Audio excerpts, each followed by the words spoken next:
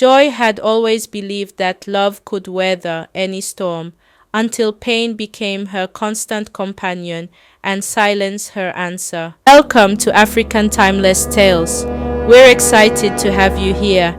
Get ready for captivating stories filled with African culture, love, and life lessons. Don't forget to subscribe and join our growing family. Enjoy the tales. The town square in Uyo was alive with music, laughter, and the smell of freshly roasted plantains and fish. Joy stood at the center of it all, her heart swelling with pride as she cut the ribbon to her fifth daycare center, Joy's Little Stars. At 35, she had built a small empire of luxurious child care centers, each one a testament to her love for children and her determination to create safe, nurturing spaces for them. The crowd cheered as she smiled, her eyes scanning the sea of faces. Little did she know, her life was about to change in ways she could never have imagined. The daycare was unlike anything the town had ever seen. It had state-of-the-art facilities, a mini indoor playground, a library filled with colorful books, and even a small swimming pool for the children. Parents marveled at the luxury, and Joy felt a deep sense of accomplishment. But beneath her success, she often felt a void, a longing for a family of her own. Joy's life hadn't always been like this. Joy was born into a large family in a small village in Akwa Ibom. She was the fourth of 6 children, and her parents, though hard-working, struggled to make ends meet. Her father, a fisherman, was often away for days, and her mother, a petty trader, was overwhelmed with the demands of raising 6 children. Joy's childhood was marked by chaos and neglect. She often found herself taking care of her younger siblings, cooking, cleaning, and ensuring they were safe while her parents were busy trying to provide for the family. One day, tragedy struck. Her youngest brother, Effiong, who was only 3 at the time, wandered off while playing near the river. Despite Joy's efforts to keep an eye on him, he slipped and fell into the water. By the time help arrived, it was too late. Effiong drowned, and Joy was left with a deep sense of guilt and responsibility.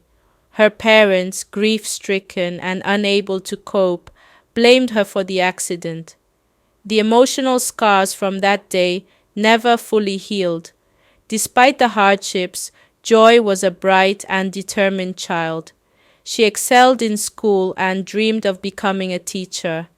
She wanted to create a safe space for children, where they could learn, grow, and feel loved. However, her family's financial struggles made it impossible for her to pursue higher education. After secondary school, she was forced to drop out and help her mother with her trading business. For years, Joy worked tirelessly, selling goods in the market and saving every penny she could. She never gave up on her dream, but life seemed to have other plans. When she was 20, her parents advised her to marry to help ease the family's financial burdens. Reluctantly, Joy agreed, hoping that marriage might bring stability to her life. She married a man named Ubong, who promised her the world. At first, Ubong seemed kind and generous. He bought her nice clothes, ensured there was always food in the house, and even helped her family with money. Joy thought her life was finally turning around, but soon cracks began to show. Ubong started staying out late, often not coming home until the early hours of the morning. When Joy asked where he had been, he would snap, "It's work! Do you think money grows on trees?" His tone was sharp, and Joy learned to stop asking questions. Over time, his absences grew longer, and his temper grew shorter.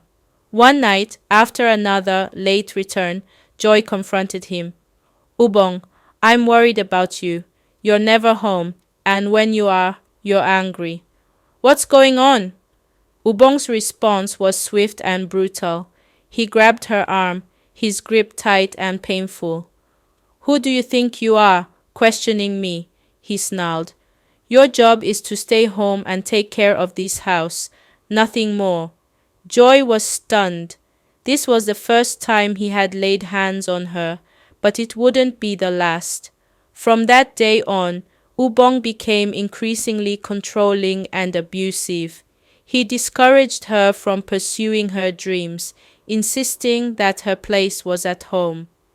He monitored her movements, forbade her from seeing friends, and even took control of the little money she earned from her small trading business. One particularly harrowing night, after Joy had dared to ask about his whereabouts again, Ubong exploded. He shoved her against the wall, his face inches from hers. You're nothing without me. You think you're so smart, so special. You're lucky I even married you. Joy's heart pounded as she realized the gravity of her situation. She was trapped in a marriage with a man who saw her as property, not a partner. After 5 years of a tumultuous marriage, Joy found the courage to leave Ubong. The separation granted her a car and a house as part of the settlement. She sold both and used the money to move to Uyo, the capital of Akwa Ibom, to start over. With little more than her savings and a determination to rebuild her life, Joy took a job as a community outreach worker for a local NGO focused on child welfare. Her role involved visiting families in low-income neighborhoods, providing resources, and educating parents on childcare and safety. It was during her time in this role that Joy rediscovered her love for children. She saw firsthand how much joy and fulfillment she derived from helping families and ensuring children were cared for. But she also noticed how stressed the parents were, juggling work and childcare. Many children were left unsupervised for hours, just as she and her siblings had been during her own childhood. Joy's heart ached as she saw history repeating itself in these families. One day, while visiting a single mother who worked long hours as a cleaner, Joy found the woman's 5-year-old son playing alone by a busy roadside. The mother tearfully explained that she had no one to watch him while she worked. It was in that moment that the idea for a daycare center began to take shape in Joy's mind. She envisioned a place where children could be cared for, nurtured, and given the attention they deserved, while their parents worked to provide for their families. She took online courses in early childhood education and business management, determined to equip herself with the knowledge she needed to succeed. After years of hard work and sacrifice, she finally had enough money to open her first daycare center, Joy's Little Stars. The daycare was small, with just a handful of children, but Joy poured her heart and soul into it. She created a warm, welcoming environment filled with toys, books, and colorful decorations. She hired a few staff members, but she was always hands-on, spending time with the children, reading to them, and helping them with their homework. Word quickly spread about the loving and nurturing environment at Joy's Little Stars, and soon the daycare was thriving. As her business grew, Joy found healing in the love and laughter of the children she cared for. They became her family, and she poured into them the love and attention she had always longed for as a child. She made it her mission to ensure that no child under her care would ever feel neglected or unsafe. Her daycare centers became known for their luxurious facilities, but more importantly, for the love and care that Joy and her staff provided. Joy's journey into childcare wasn't just about building a successful business. It was about creating the safe, loving environment she had always dreamed of as a child. It was about giving children the childhood she never had and ensuring that no child would ever feel the pain and neglect she had experienced. By the time Joy opened her fifth daycare center, she had become a pillar of the community. Parents trusted her with their children, and the children adored her. She had built a legacy of love and care, one that would continue to impact generations to come. A week after the grand opening, Joy decided to spend more time at the new branch to ensure everything was running smoothly. It was there that she first noticed him, a young man, no older than 30, rushing in late one evening to pick up his son.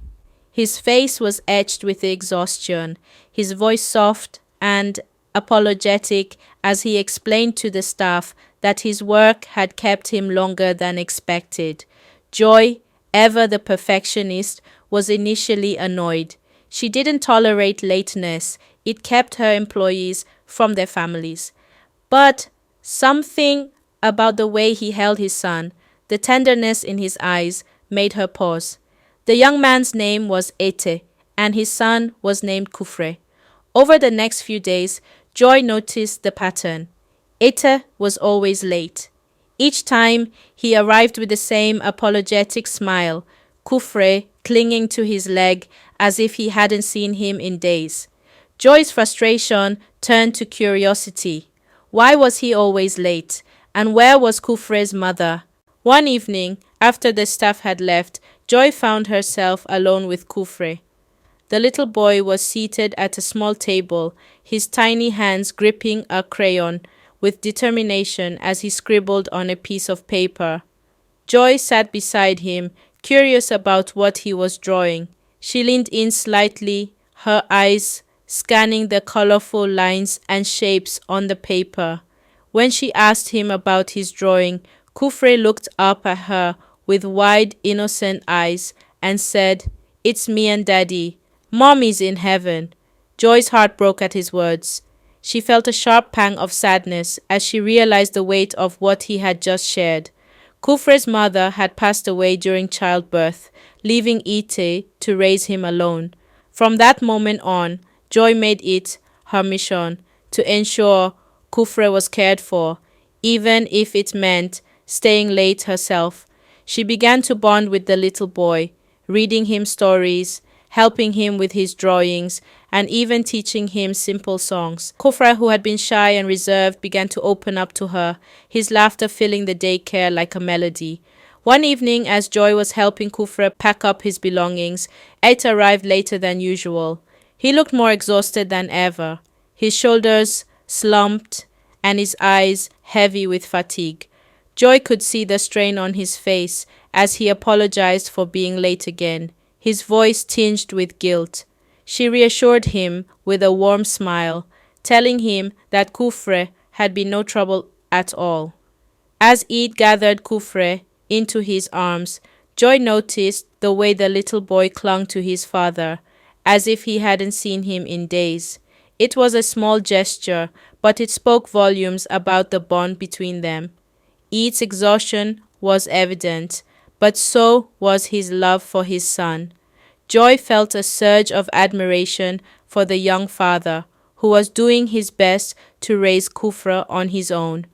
Later that night, as Joy locked up the daycare, she couldn't stop thinking about Ete and Kufre. She thought about the sacrifices Ete was making, the weight of his grief, and the determination in his eyes to give his son a good life. She also thought about Kufre, who had already experienced so much loss at such a young age. Joy felt a deep sense of responsibility to be there for them, even if it was just in small ways. From that night on, Joy began to stay later at the daycare, not just for Kufre, but for Ite as well. She made sure Kufre was fed, helped him with his homework, and even stayed to chat with Ite when he came to pick him up.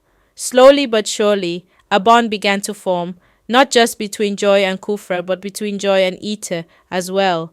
She found herself drawn to their little family, and they, in turn, began to rely on her in ways they hadn't expected. As weeks turned into months, Ita, noticing Joy's kindness, started to open up to her. They talked about his struggles as a single father, his grief over losing his wife, and his determination to give Kufre the best life possible. Joy listened with empathy, offering words of encouragement and support.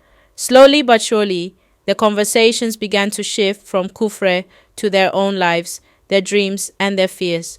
Joy found herself drawn to Ite's resilience and his unwavering love for his son.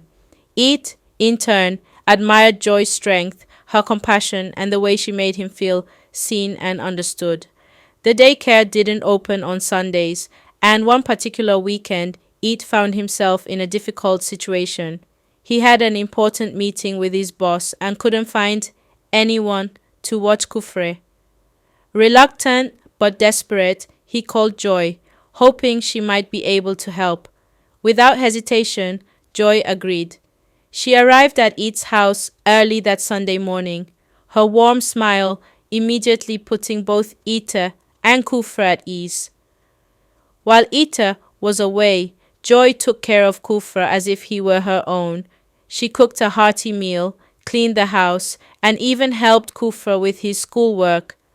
When Ita returned later that evening, he was greeted by the smell of freshly cooked food, a spotless home, and the sound of Kufra's laughter echoing through the house.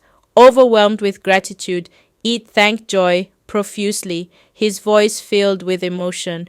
The following day, Ite surprised Joy with a thoughtful thank you gift, a beautifully wrapped box containing a handmade bracelet and a heartfelt note. The note read, "Thank you for being there for us. You've brought so much light into our lives." Joy was deeply touched by the gesture, and it marked a turning point in their relationship.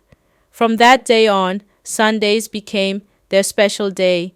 Joy would spend the day with Ete and Kufre, cooking meals, playing games, and simply enjoying each other's company. It was during these moments that their bond deepened, not just as friends, but as a family. Joy found herself looking forward to Sundays more than any other day of the week, and Ite and Kufre felt the same. What had started as a favor had blossomed into something much more meaningful, a connection built on love, trust, and shared moments of joy. After the close of the daycare, as Ete and Joy sat together watching Kufre play in the daycare's indoor playground, Ete reached for Joy's hand. His touch was gentle but deliberate, and when she turned to look at him, she saw the sincerity in his eyes. "I think I'm falling in love with you," he whispered, his voice barely audible over the sound of Kufre's laughter. Joy hesitated. She was older than Ite, and she couldn't help but worry about what people would say. She had been hurt before, and the thought of opening her heart again was both thrilling and terrifying. But Ete didn't care about the age difference or the opinions of others. To him, Joy was everything he needed, a partner, a confidant, and a mother figure for Kufre. Over time, their relationship blossomed into something quiet yet profound. Their love grew stronger with each passing day, rooted in mutual respect and a shared commitment to Kufre's happiness. Joy found herself falling more deeply for Ite, not just because of his love for her, but because of the way he loved his son. And Ite, in turn, found in Joy the stability and warmth he had been missing since the loss of his wife. Ite decided it was time to introduce Joy to his family. He hoped they would see what he saw in her, a kind, loving woman who had brought light and joy back into their lives. At first, Mama Ite was charmed by Joy. She admired her warmth, her success, and the way she doted on Kufre. She's a good woman, Mama Ite told Ite after their first meeting. She's strong, caring, and she clearly loves you and Kufre. You have my blessing. But everything changed during a family dinner a few weeks later. The conversation turned to childhood memories, and Joy shared a story about growing up in the 1980s. Mama Iti's eyebrows shot up. Wait, she said, her voice sharp with suspicion. How old are you, Joy? Joy hesitated, sensing the shift in the room. I'm 35, she replied softly. Mama Eat's face fell. She turned to Eat, her eyes wide with disbelief. Eat, you're only 28. She's 7 years older than you. How could you not tell me this? Eat tried to explain, but Mama Eat was already shaking her head. This won't work, she said firmly. It's not right. She's too old for you.